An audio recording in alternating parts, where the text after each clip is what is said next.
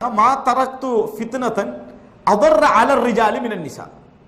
அதாவது நான் ஆண்களுக்கு மிகவும் பாதிக்கக்கூடிய ஒரு ஃபித்னாவாக பெண்களைத்தான் என்ன செய்கிறேன், விட்டு செல்கிறேன். அப்படின்னா என்ன, வேற ஆண்களுக்கு சொத்து சுகம் எல்லாவற்றையும் விட ஃபித்னாவோட ரசூலாங்க அதுல தக்கீம் பண்றாங்க.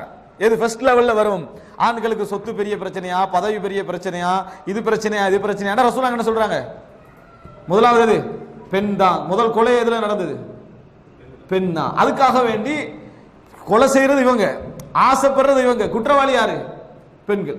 எல்லாம் உங்களால தான், நீங்க எல்லாம் ஃபித்னா தான். ஆனா கொலை செஞ்சதும் சண்டை பிடிச்சதும் பிரச்சனை பட்டதும் இவர், அவங்க எதுவும் செய்யல. ஆனா அல்லாஹ் ரசூல் ஃபித்னான்னு சொல்லிட்டான், அதனால நீங்க வந்து என்னது குழப்பக்காரர் அல்லாஹ் ரசூல் எங்க என்ன செய்யல சொல்லல. நீங்க மார்க்கத்துல நிறைய குழம்பி போற இடமா அதுதான் என்ன செய்யும், இருக்கும் என்று ரசூலுல்லாஹ் சொன்னான்.